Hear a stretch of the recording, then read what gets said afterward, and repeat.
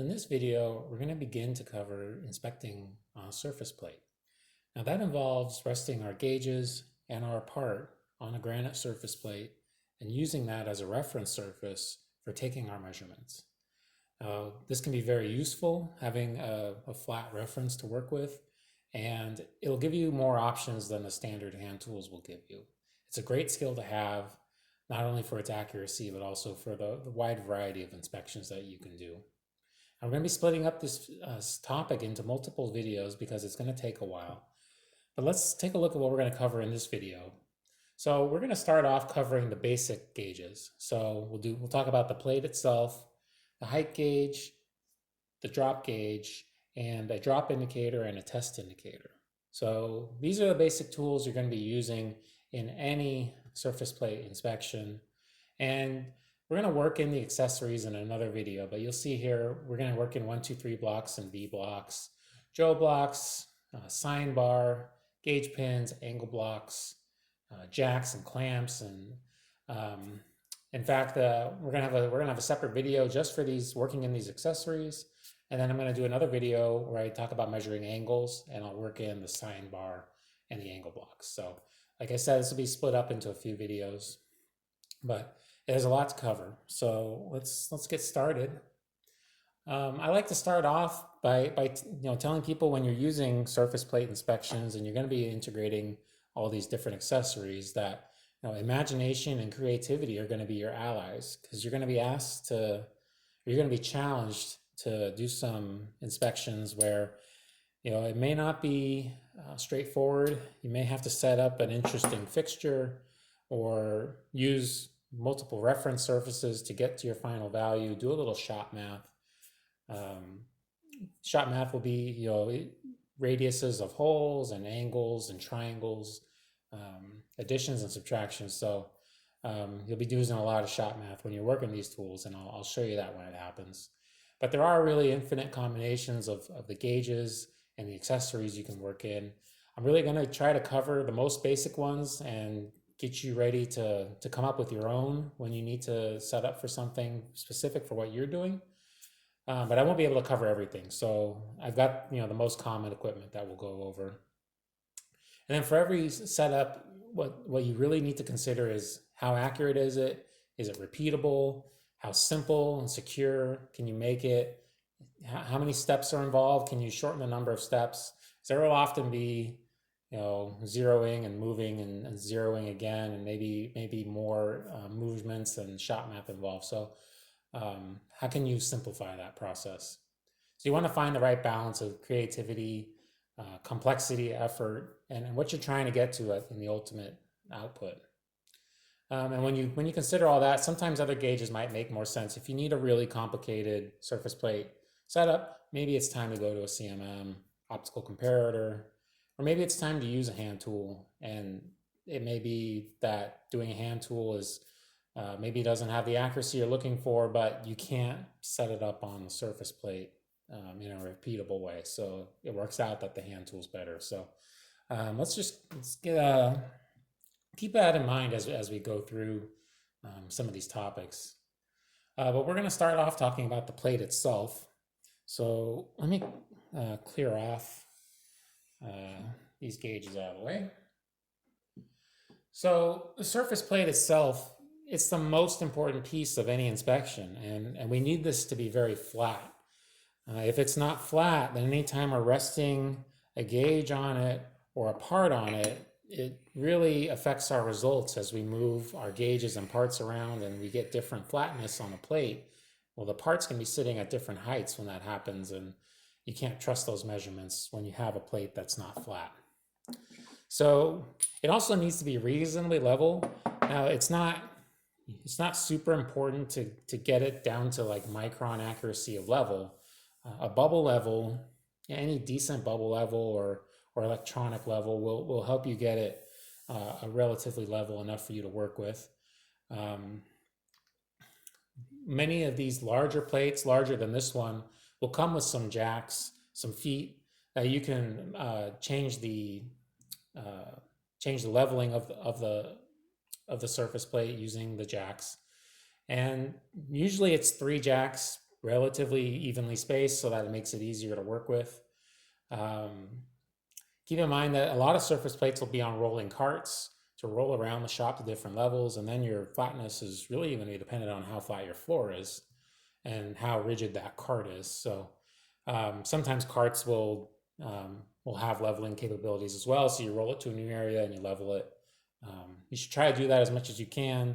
Keep it as level as you can, but really you're not incredibly dependent on gravity for this type of movement to work. You just want it to be reasonably level, so you're not seeing um, any big errors because you have it way out of flat. Um, and as they get even larger and larger, I used to work with some very large plates, multiple feet long and wide. They might have even more jacks than 3 or 4, and those may be a little bit harder to level, but you may need to shim it. You may need to work with your floor itself to get it level. So just do your best effort. Now, when we're talking about grades of surface plates, just like any tool, is how accurate is it? When we're talking about micrometers and calipers and um, hole inspection gauges, we talk about some are more accurate than others, and plates are just that same way. We grade them from the most accurate grade AA. That's for laboratory use. So research institutions, the gauge manufacturers themselves might be using grade AA, but grade A and grade B are more what you're going to see in industry. And grade A has twice the error allowance as grade AA, and grade B is tool room grade, and it has 4 times the allowance of grade AA. So we're talking about maximum amount of error, and it's actually length dependent. So as these plates get larger and larger and larger, you work with the diagonal of it to figure out the maximum allowable error. So a small plate is going to have a small allowance for error, and a larger plate will have a larger allowance. For a 12 by 18, as an example, I don't think this is a 12 by 18. I think it's I can't remember how big this one is. But as an example, a 12 by 18, grade AA, you have 60 millionths, and grade A, you're going to have 120 millionths, and grade B, you're going to have 240 millionths or 2,000ths, or sorry, like 2.5 10,000ths. So still not a lot of error allowed in a plate like this. This is a tool room grade right here, and I really have no issues doing it for the type of work that I do with this plate, or many other applications for tool room grade. You don't always have to use grade A or AA to get the most accurate out of it. Depends on how accurate parts you're working with. So each plate is going to come graded from the manufacturer, and their actual, as they wear away, as you run your heavy gauges over them over and over and over again, well, they will start to wear away. And they actually could be starting off at grade AA, and as they get used more and more and more error, well, now they can't be certified to AA anymore, but maybe they can be certified to grade B, and it can be used as a grade B. So they do change over time due to wear. This is the formula, right? Here. Right here is the formula. And so flatness is calculated by this 40 plus the diagonal of the plate squared divided by 25 times 1 million. And this is how they calculate the maximum error. So really, you don't need to know that, but in case you're curious, this is how they're calculated. Like I said, using the diagonal of the plate. But if you compare flatness error, right? Flatness error, pretty tight, but within the normal tolerances we've seen for some gauges, especially at grade B or grade A. But when we talk about repeatability of plates, it's actually held to a much tighter tolerance. And what that means is when I put this part on the plate at this point, and I take it off and I put it back, we really need it to repeat. Otherwise, again, if it doesn't repeat, it's not a valid gauge to use because it'll mess up my measurements.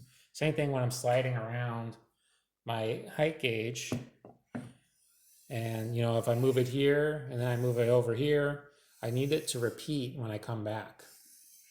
So you'll see, if we do our 12 by 18 surface plate, we compare the tolerances of repeatability and flatness, we have about half of the tolerance roughly. And again, it's using the diagonal of the plate to figure out these tolerances. I'm not going to give you the formula. I'm not even sure I know the formula. I could look it up. But for you guys, it doesn't matter. These are going to come graded from the manufacturer already. And you can just use that grade to figure out what class you need to buy for what part you're inspecting. Now, when it comes to calibration time, an outside service is probably going to be what comes in and does your calibration for you. They're going to use a repeatometer. It's a very specialized gauge for measuring flatness on surface plates, and they're looking for dips. So they're looking for these dips in the plate, and that indicator is just going to move back and forth, and however much it moves is your flatness error. And how they, skipping ahead of myself, how they do it, they'll take their repeatometer and they'll run it straight lines in a few locations, and then they'll go to 90 degrees and run it again, and they'll just look for the maximum error on that indicator. And that's about it. Now, you could certainly purchase one of these yourselves, but they're very, they're quite expensive. But if you have a lot of surface plates and you had a cost-effective reason to do it, go right ahead. It's not very hard to do. You do need to clean this off with some surface plate cleaner. Get all the dust and oil off the surface of the granite plate, and then run your repeatometer across it. Now, if it goes outside of tolerance, we'll talk about what you can do. But before that, we're going to talk about how you can check it in the shop very quickly without a repeatometer. You can use a height gauge and a Joe block. So I'm going to show you a picture real quick. So what we're going to do is we're going to set up a Joe block on the surface plate, and we're going to zero it at one corner, and then we're going to go around to multiple places, and we're going to check that everything remains zero at every place we check with our test indicator. So we haven't, I'm just now getting started. We're introducing you to a test indicator and a Joe block, but for the most part, we're going to really go in depth on those later. But for right now, we're just going to focus on how we do it with a surface plate. So how to do it, first of all, set up a height gauge with a test indicator. I already have one loaded here. I'll select the Joe block and zero. So I'm going to select the 250. I think it's a good size to work with. And we'll put on a rock for now. Then we're going to rotate the height gauge and the block around the surface plate. Sweep the block to find zero. So, step 2, we're zeroing the indicator. And then we're just going around. Now we're going to switch the position of the block and the surface plate, and the height gauge on the surface plate, and there should be no difference. So if I have my block on one corner and my plate on another corner, and I switch their position, I should get the same reading. If I am at different levels, when I zero and then I switch the positions, the indicator is not going to go back to zero because I was zeroing at one level, and now I've raised or lowered the height gauge relative to the Joe block, so it won't go back to zero. And if there are any dips, you should see a difference in the indicator movement. So let's switch to the second camera and do that. Put this out of the way. So first of all, because this plate is a little bit small, I am going to have to angle my indicator at quite a 90-degree angle almost, just to get some space. And we're going to try and get this tip horizontal. We'll talk about that, close to horizontal. I'll talk about that in a little bit. We're going to wipe off our Joe block of any dust. I've already cleaned off this plate with some cleaner earlier, but check it again. It feels pretty smooth. I don't feel like there's anything on it. And we'll set our 250 Joe block. Actually, doesn't matter really what size you pick. All right. and we will 0 it. So we're going to put our indicator to 0. Oops, you know what, I ran out of travel on my height gauge. You can see I've bottomed out here. So what I need to do, quick fix for that, I need to angle this downward and then adjust my angle.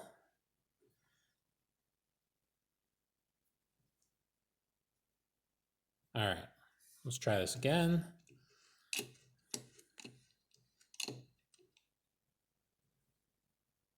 Okay, and I've got 0 on the indicator. If you can't see it up here on the screen, check out the secondary camera feed where it's a little easier to see.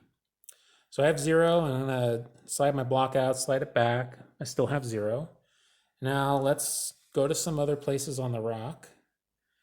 Looks like 0 to me. Let's go, now let's try to do our reverse. Let's see. Now you probably can't see it too well on the screen, but it does still read 0. I've switched the positions of the corners, and let's try to avoid hitting the camera and do this corner.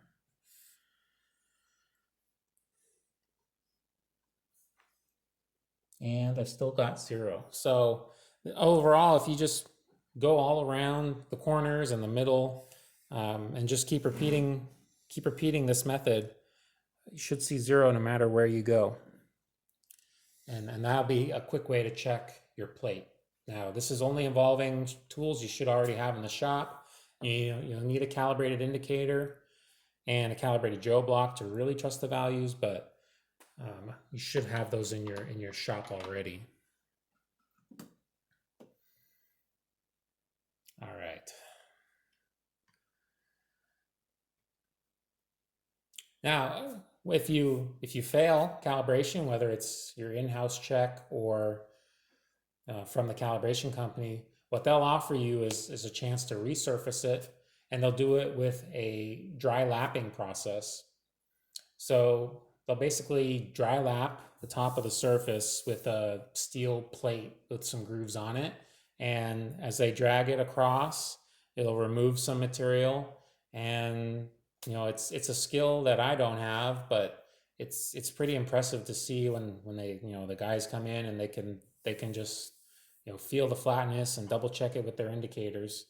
But they can work it back into tolerance that way. So they'll be removing a few, gosh, I don't know how much they even remove really, just the real top surface where you had an issue until it gets flat again, and then it'll be back to the tolerance you need.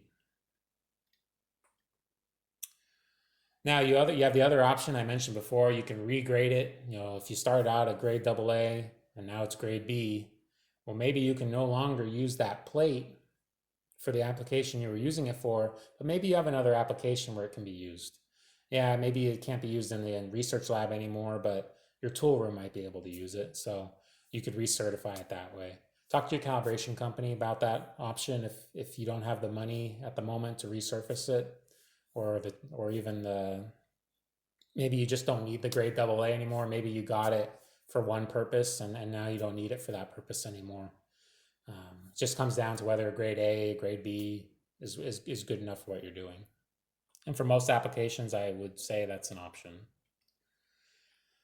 So we're going to move on to our height gauge. You've seen me use it already kind of as a transfer gauge for the moment, but the height gauge itself, it measures in one axis very accurately. So as we rotate this dial and raise and lower the arm, we can attach an indicator or a scribe, and whichever tool we have, there's a counter on here and there's a counter here that will tell us how far this motion has traveled. So it's very accurate. It's a great tool to have in your shop. There's a lot of interchangeable tips. So we've got an indicator on there now, a test indicator. You can put a scribe on there. A drop indicator has some applications, although a drop indicator is more commonly used on a drop stand. Not too common to see them on this, but you certainly can. You can get a depth gauge attachment where, you know, a bar very similar to your caliper depth bar, although it's actually probably more related to the bar on a depth mic. But you can attach that to your height gauge and get it down inside holes and inside for internal features and measure from the top of a part to the bottom of a step. There's surface roughness, so that just makes it easier to attach a surface roughness measurement device to the end of this, and you can raise and lower it onto your part and get some quick measurements that way. But the key is it only works on the surface plate. You can't use it on a workbench. It's got to be on a plate. It really has no meaning unless it's attached to a surface plate, because all of the accuracy of the height gauge comes down to this surface that's on the plate being very perpendicular to these bars that are that restrict the travel in one direction. If this bar is not perpendicular, the beams, that's the word I was looking for. If the beams are not perpendicular to the bottom surface, this gauge is inaccurate. So if it's out of perpendicularity this way or this way, it won't be usable. So some terminology you should know, like I was spacing for a moment there. You have the base, which is where you're going to grab it and slide it. You usually have some ergonomic places to grab onto it. You have the beams. This is a twin beam system, so I actually like these. They're very stable, rigid, and repeatable. There's also applications using single beams and even digital single beams. So different styles than this one, but I like this twin beam style. You have a counter right here and a dial indicator here that will be just showing you how far you've traveled. There's a lock, so when you lock this down, you can restrict it from moving. Make sure you don't make a mistake, or make sure that no movement of the gauge accidentally causes it to move. A lot of these end up wearing over time because it just applies a little bit of friction to the bar. So sometimes these don't always work, or they've been broken, but this one's a little bit worn, but it still works. And then you have a holder here where you can attach, you know, a test indicator bar or a scribe. But you just have a little clamp.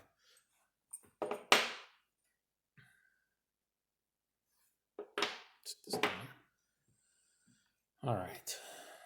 So there's one thing I wanted to talk to you guys about. When you are doing a measurement with a height gauge, you may notice that as you're going up and down with it and changing direction of the motion, whether you're switching from up to down or down to up, is you may get a little backlash. That's another error that you may experience besides perpendicularity error.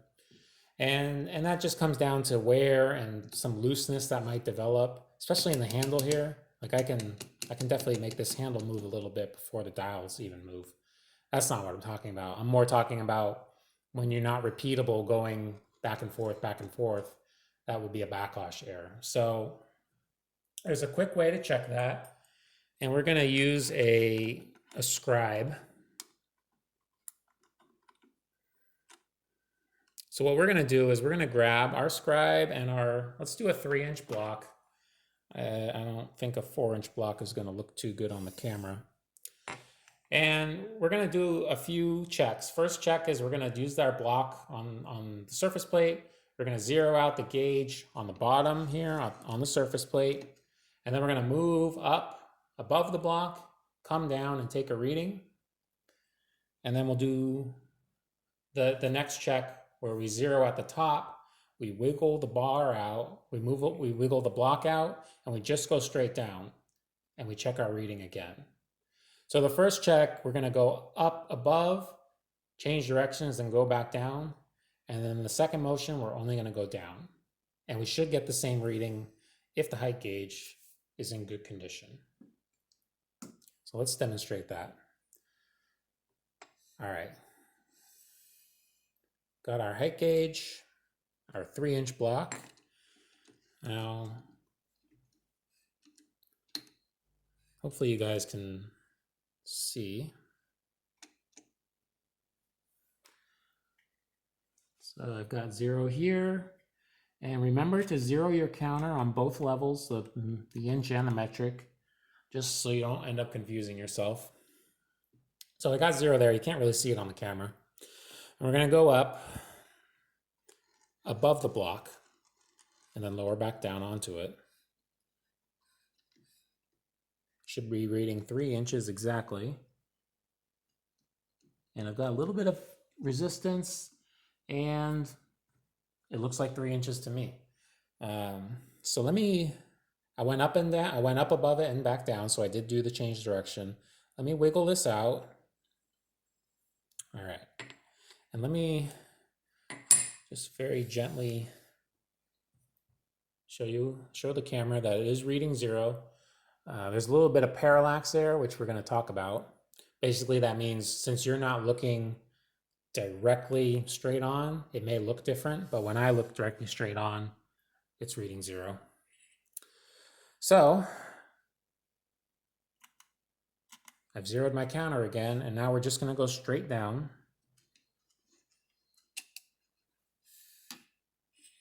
And we should get a 0 again. Actually, we should get 3 inches, I should say. And I've got 0 again at 3 inches. So let me tip the gauge for you.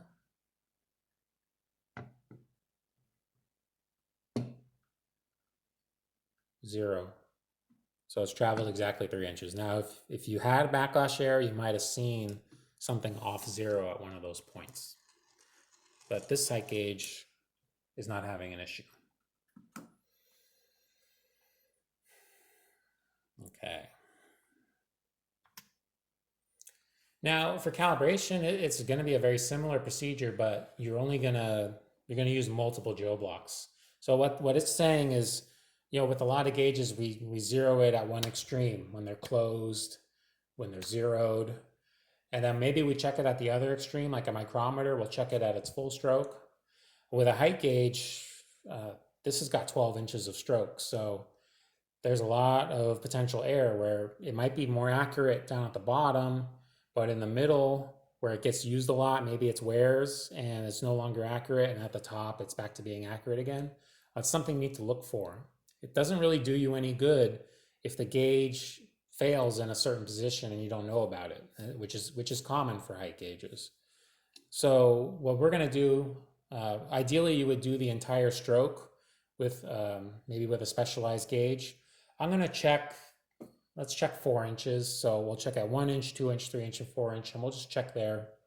And you can set up more Joe block stacks or buy I think it's called a Cadillac gauge to check the full travel of the height gauge. But what you're going to need is Joe blocks that are calibrated, and a surface plate that's calibrated, and a scribe.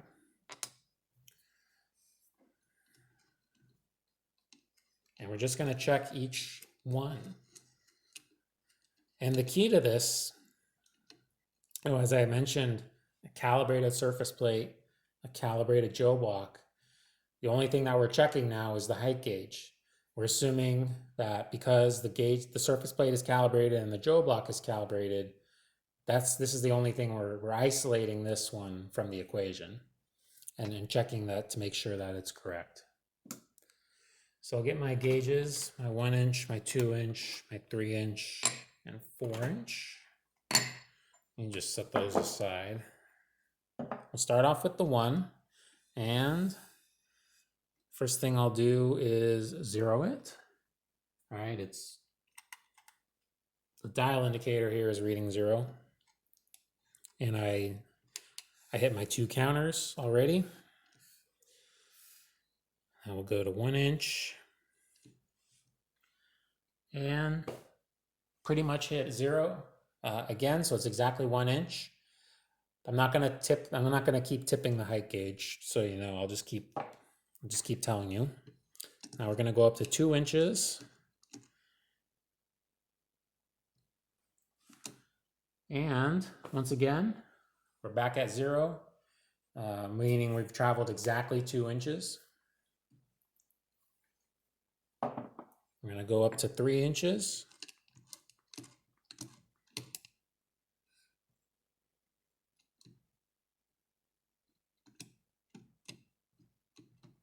All right, I'm going to remove the parallax there by looking directly on it. And again, we're at 3 inches. So far, it hasn't had any issues as we travel up and down. And you'll want to use kind of a light touch when you're doing this because you can crank on this handle and jack up the height gauge and put it at a weird angle. So if you'll notice, I'm kind of grabbing from the outside. I'm not using this little handle.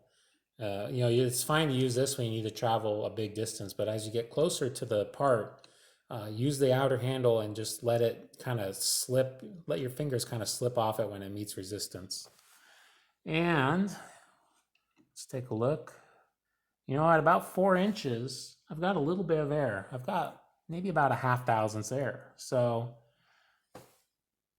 it could be that, just like I was saying, the middle of this height gauge is a little bit worn and it's not so repeatable at the 4-inch level. Now I should keep going maybe, and you don't have to go every inch, but from 4 inches, maybe you go to 8 inches, 12 inches, or maybe you go every 2 inches. You can decide that. You have to justify it, but pick something that's reasonable.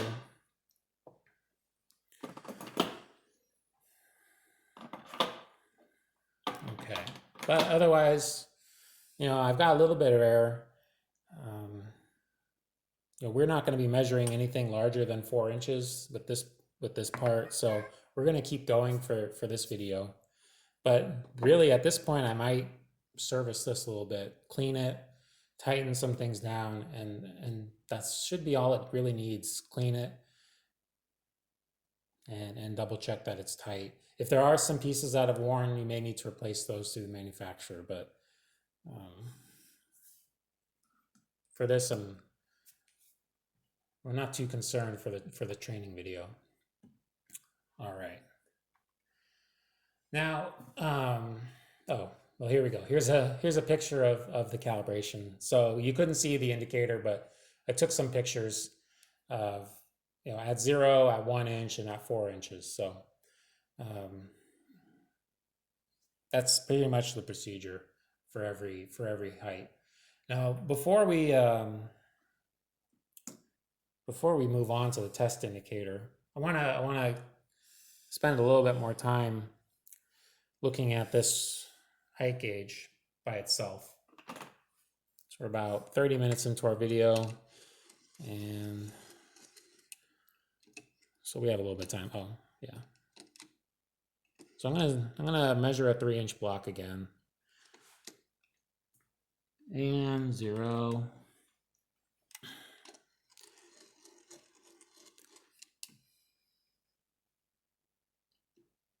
All right, so I've got 3 inches.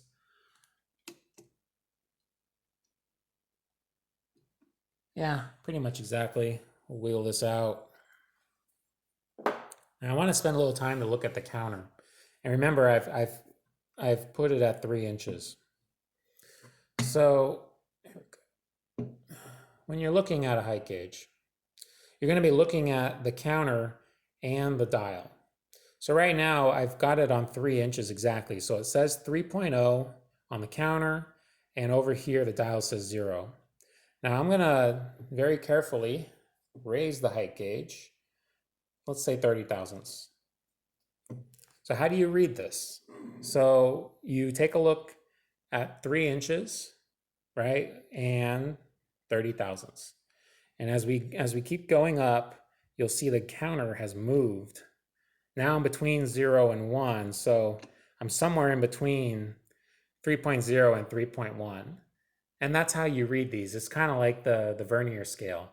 Sometimes you're in between on the counter, and you use the dial here to give you exactly where you are. So now I'm at 3.0 and 64 thousandths. Now, what people tend to do, they'll make a mistake reading this because they'll take a look at the counter and they'll think they're wrong. So I'm going to randomly put this somewhere and let's take a look at what it reads. So right now, well, this is actually not a good example because it's so unreadable that it doesn't show up on the camera. How about this one? So what do we read right here? 3, right here I see a 3, and I can really see the 8, so 3.8 and 87 thousandths. Now, a lot of people would see that and assume it's 3.887, and that would be incorrect. Because they can see that 8 very clearly. They say to themselves, all right, I'm already at 3.8 and I'm at 87 thousandths. But what happens when you think you're going to 3.9, you're only 13 thousandths away. Oh, well, now you're still at 3.8. It hasn't moved. So what these counters can do sometimes is they won't be that accurate in their motion, that precise. So this is actually 3.7 and 87 thousandths. So even though I can see the 8, I'm actually between the 7 and the 8, and I haven't quite gotten all the way. So just remember that how you're going to determine that is where are you in relation to 0? Are you almost to the 0? Or are you past the 0? And that will help you figure out where you are in your counter. Now, some more modern gauges won't have a counter. They'll just have a digital display. But if you use one of these, this is one of the not one of the drawbacks, but one of the difficulties of using a counter is just making sure you're reading it correctly. I've known some people that when they're traveling, they'll actually count how many circles they have just to make sure they don't make a mistake, and I do that as well. Sometimes when I've set up something critical and I just don't want to make a mistake, I'll just watch it and count. Another tip I want to give you guys, I mentioned it before, when you're zeroing, make sure to zero both the inch and the metric, just get in that habit so you don't look at one or the other, because sometimes your inch reading and your metric reading might look the same or close to the same if you didn't zero one of them. So just try to get in that habit. And as for moving around the height gauge and picking it up, you'll want to slide it around with the base, grabbing onto the base. Try not to grab onto the twin beam at all. Don't squeeze these. You'll notice whenever I'm handling it, I'm kind of lightly grabbing it at the top, just stabilizing it, and I'm really putting all the weight here at the base when I pick it up and I move it somewhere else. And when you want to put it back on a height gauge,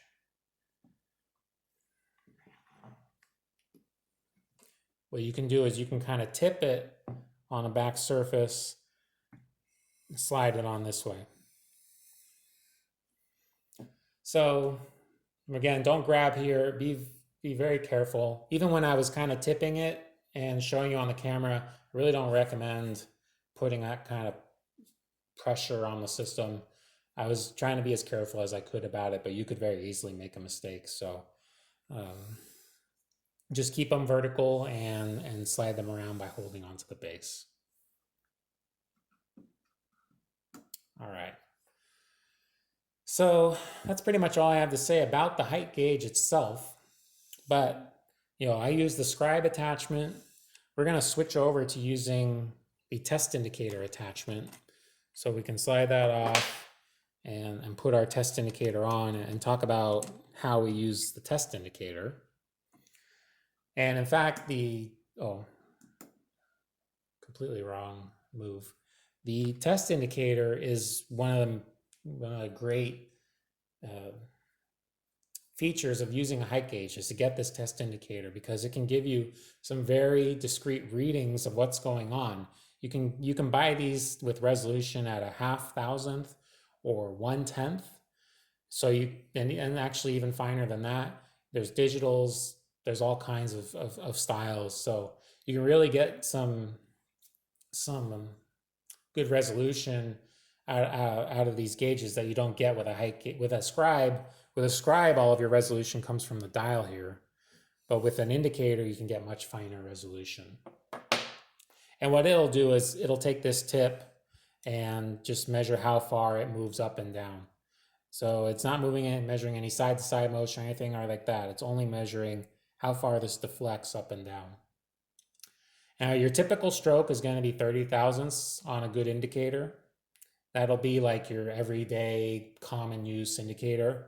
This one I have loaded as a 60 thousandths, so I can get more travel out of it than a standard indicator. Well, actually, now that I look at it, it's like 45 thousandths or so. So I would say this is a 30 thousandth indicator. But you can actually get them when they get to the really fine resolution, that 1/10 that I mentioned resolution. You're only going to get like 8 thousandths of travel out of it. So it's a very precise gauge for a very precise measurement, but you don't get as much travel. This outer ring will rotate for 0, so you can just set 0 like this. You don't always have to set 0 by applying the right amount of pressure. And this angle here, you can rotate horizontally, or you can change the angle and go vertically. However, whatever inspection you're doing, or anything in between, you just kind of gently and purposefully change the angle to what you need it to be. And I do want to point out you can over travel these, and I'll show you an example of that. But basically, when you over travel it, that resting angle that you put it at, that free state angle, it will change and completely invalidate your reading if you just apply so much pressure that the angle changes. So I'll demonstrate that when I start using this. So why do we use this and not a scribe? Well, these gauges are great for sweeping something. So you could sweep a surface, find the highs and the lows of the surface. You can put a round part in a V block, and you can find the diameter sizes and runouts. Well, size is going to be a very specialized application, but it's possible. But you can find some runouts and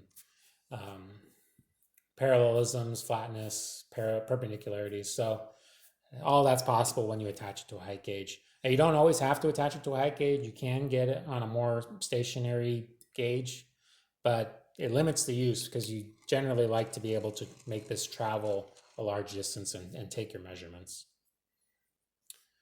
So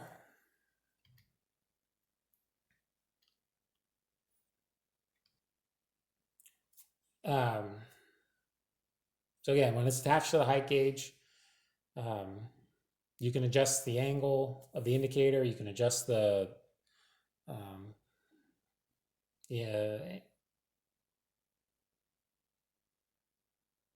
oh yeah, so I was confusing myself for a second. You saw me do this already. You can adjust not only the tip itself by changing its deflection, but you saw me run out of travel earlier, and I changed the whole resting angle of the indicator by loosening the clamp that holds it down and just changing it. So typically you don't really need to. Typically you'll find an angle that works for everything you're doing and leave it there. But occasionally you might need to change it for some clearance reason, like I experienced earlier.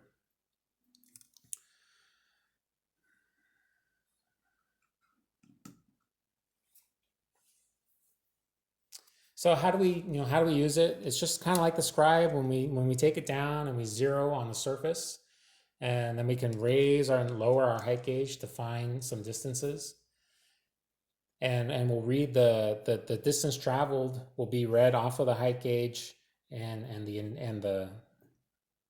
well, mostly the height gauge and sometimes the test indicator. I'll show you a couple of examples of how that works. So, let's do a quick measurement. If I were going to measure the step height of this block, the angle block drawing says it should be 3.210. can't see that on the screen there. Should be 3.210. So how we're going to do that with the indicator, we're going to pick a horizontal angle. We're going to talk about why in a minute or two. But I'm going to bring this down. And I need to zero it here and on the dial and on the counter. So I'm going to bring some pressure. And I like to go about halfway through the travel. So if you have 30 thousandths of travel, if you apply about 15 thousandths of pressure, you have a plus or minus 30 thousandths or plus or minus 15 thousandths to work with. Now, some other people only like to put maybe 5 thousandths of pressure because the more pressure you put, the more potential air you're adding. So it makes sense to go with a very light pressure. But when they only apply 5 thousandths, sometimes the indicator just falls off of the part. And so you lose all that air. So I like to go halfway. So if we're at 0 at the top, or it's not touching right now at the top, when I bring it into contact with the surface plate, that's about halfway, and then I'll bring 0. And then I need to zero the dial on the height gauge.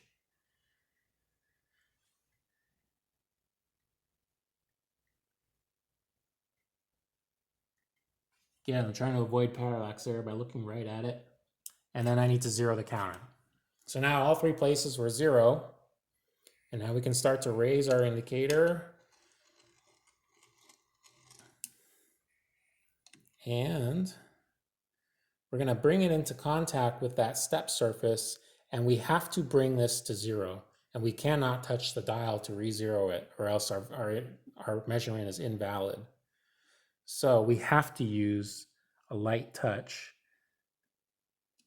And there you go, right on 0. And now we can read the dial to see how far we've traveled. So I'm at 3.213. And our print asked for 3.210, plus or minus 5 thousandths. So we're in tolerance at this point. And now I have the option, I can slide the part around. Ooh, and now I take a look at my indicator, it's dropped off by 2 thousandths. Now I'm back to 0. And now I'm back to 0, but over here it's dropped off by 2 thousandths. Oh, here we go. So there's a little low spot here. And now we're using the indicator to adjust our math. We know our height gauge is 0 at 3.213, but now our indicator over at this point is down, well, now we're about 2.5 thousandths. So what would that be? 3.210 and 5 tenths. So now we're involving a little bit of math there to look at the entire air. And you have the option to slide the part around. You also have the option to slide the indicator, the height gauge around and look at what you get. I tend to just slide whatever's easiest. So I tend to slide the part if the part is smaller and easier to move and stable. And I'll move the indicator if the part is large and I don't want to move the part around. I'd rather move the indicator. So that really is a choice you make each time you use it. Now let's, just for sanity check, let's grab our caliper and measure that with our caliper. So 3.212, pretty close to what we got with the indicator. And let's check that low point that was right on the edge. 3.212, maybe the caliper's not picking it up because of the way the jaw, it's registering on a very large jaw, and our indicator point is so small, it's picking up something else. So that's one of these instances where, yes, the height gauge is more accurate than the caliper, but they're operating in different ways. So it can be hard to compare apples to apples when this is grabbing a smaller surface area than the caliper is. So I really don't have, I just be aware of it. I would trust the height gauge because it is more accurate and because of the indicator accuracy, and I'm able to get, inside those smaller points.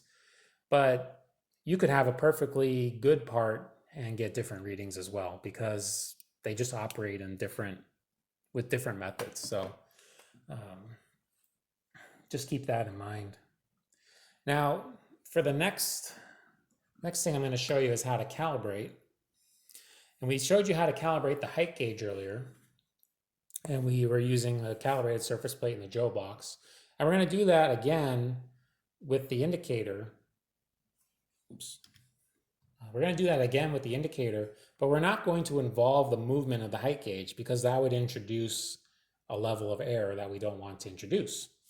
So how we do that is we pick a low point relative to the rock, and we just lock it in place and change the size of the Joe block that's going in there.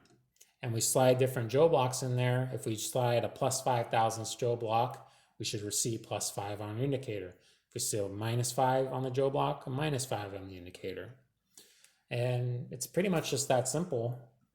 Of course, again, you need a calibrated surface plate and a calibrated Joe block so you can isolate just the indicator. We're not going to move the height gauge, so I'm going to lock it in place. Well, actually, once I zero it. So I've got the 125, and I'm going to go halfway through my travel here and zero U. All right. I'll lock my height gauge, and I don't need to worry about zeroing here because I'm not using the height gauge at all. I'm only going to be changing the Joe block size. So one thing that's smart to do is slide your block off and slide your block back on and make sure you're still on 0. I'd say about 1 out of 5 times this isn't true because of some weird pressure that built up in my zeroing, or maybe a piece of dust or something. But once I re-zero it and can get repeatable 0, everything's good. So that's the 125. Let me slide the 127, and I should see a +2,000ths. And I do. Let me slide the 130. I should see a +5,000ths from 0. And I do. Starting to see a little bit of error, maybe like a 10th error.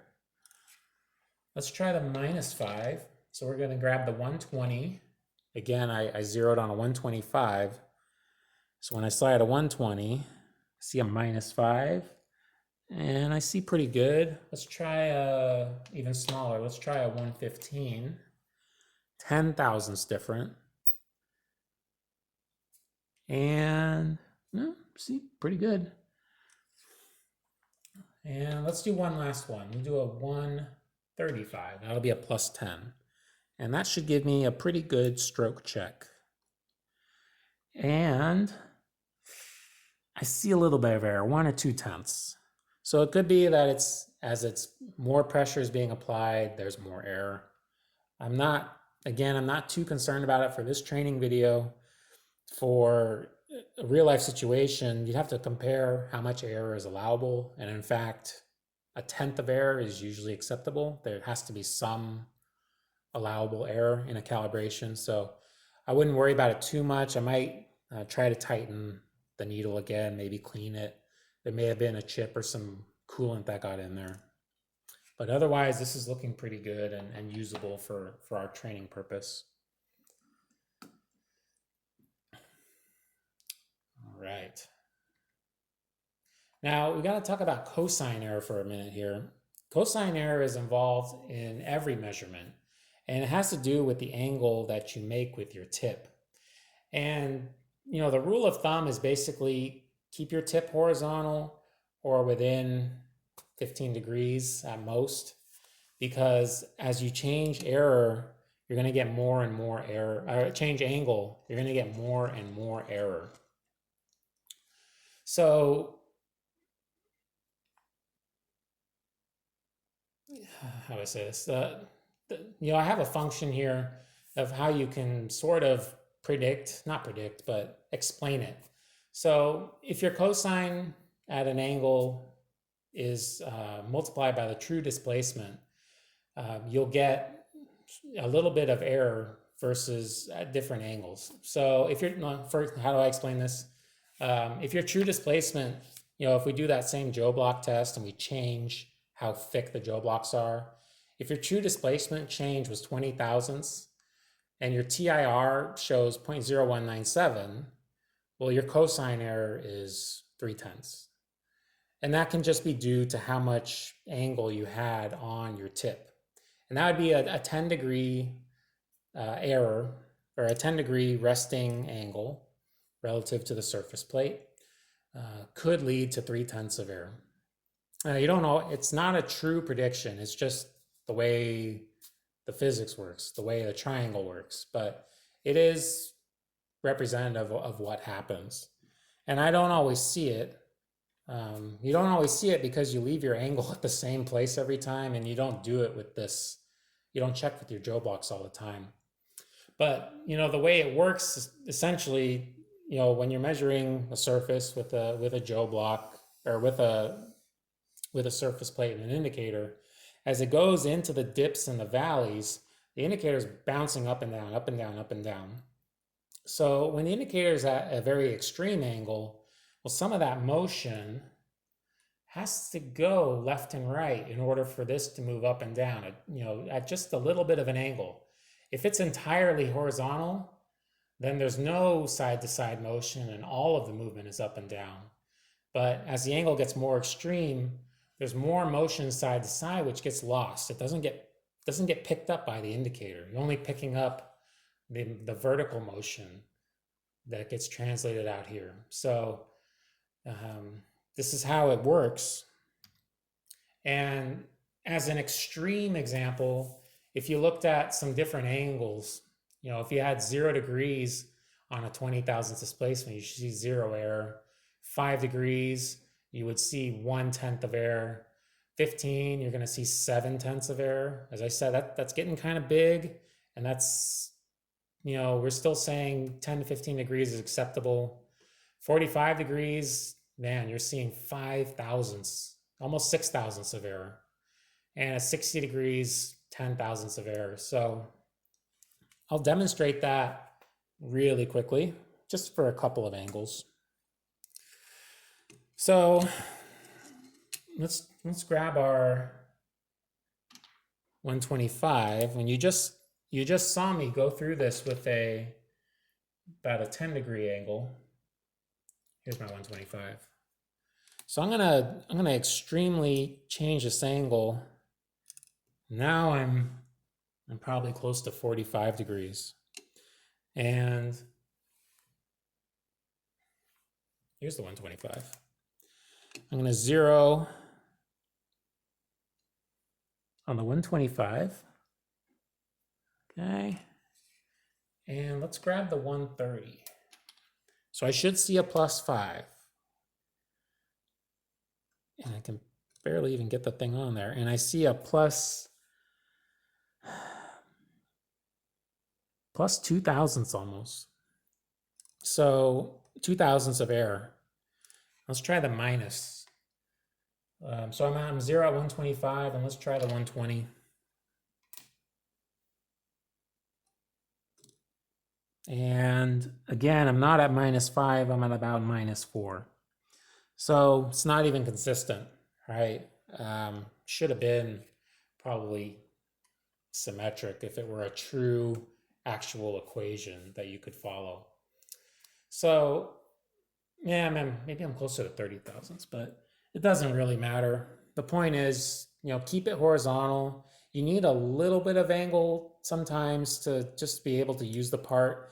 If it's perfectly flat, you're going to crash into your indicator body very quickly. So you do need to have a little bit of error, a little bit of angle, so that you can clear the body of the surface. Actually, let's do it right here. So if you don't have at least a little bit of angle, you won't be able to slide your part around. You'll crash into the body as soon as you try to go under it. So it's just a rule of thumb. If you follow it, you really won't have any problems. It's called cosine error. So keep this flat or within 15 degrees, and you really shouldn't see too much of a problem. When you get tighter and tighter tolerance, then try to get it as flat as you can and minimize the error that you introduce.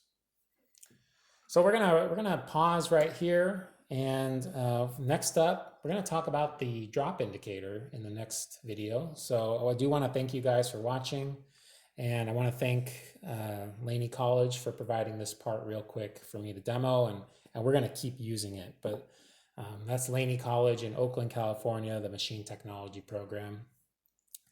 But let's take a quick break and continue on with the drop indicator.